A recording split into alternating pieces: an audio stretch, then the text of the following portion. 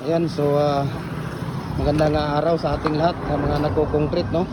So ito yung ginagawa natin ay 4x4x8, 4x4x7 feet na fence concrete post molder natin. Semi-special po siya kasi ang pinapalabas natin sa isang bag na simento ay 7 piraso lang.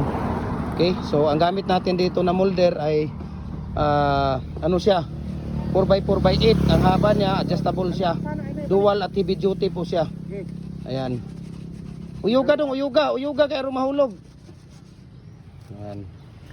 Diba? So yun po ay 2 holes natin na adjustable din sa heavy duty, dual na po siya. Pwedeng dragon fruit post, pwedeng fence concrete post. Ito naman ang 4 holes natin. Heavy duty din, mayroon tayong fixed dito, mayroon din tayong detachable. Okay?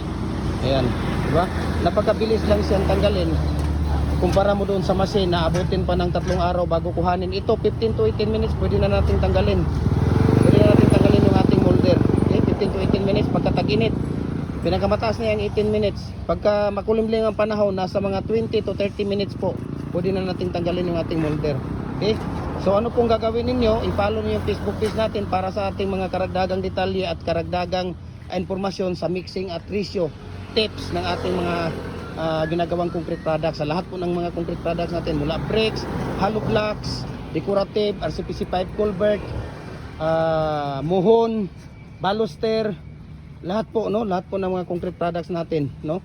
Ayan, at i-follow nyo yan, yung Facebook page natin, Gem Hardware Kukulamber Concrete Products, Balulang Branch, Gem Hardware ang Kukulamber Concrete Products, Pinatuan Branch, Triple A Anip Kukulamber, ang ating personal Facebook account, Felix Tan Pagikan Jr., ang ating Instagram, Felix_Pagikan 2000, at saka yung ating TikTok, Gem Hardware Cagayan de Oro, or Felix Tan Pagikan Jr. Para updated po kayo sa lahat ng mga video natin, mixing natin, tips, ratio, lahat po, no? We can ship nationwide, Luzon, Visayas, Mindanao, kahit sa sulok mo kayo na mundo, kayang abutin ang ating cargo, wala pong problema yan. Okay? Maliit na mga molder, pwede natin ipapadala through J&T Express or J&T Home. Pag mga malakihan, dito tayo sa Lidcap Super Express or Docks Cargo. Okay? Walang problema po, kahit sa sulok mo kayo na mundo, kayang abutin ang ating cargo. Mabuhay and God bless po sa ating lahat. Ayan. Kung nagustuhan niyo yung video natin, paki-comment, paki-likes at paki-share. Okay? At para makita natin kung saan naabot yung video natin, paki-comment kung saan lugar kayo. Kasi ngayong New Year, mamimigay tayo ng pamaskong handog ng Gem Hardware po para sa ating mga mahal na followers. Ayan, mabuhay and God bless po sa ating lahat.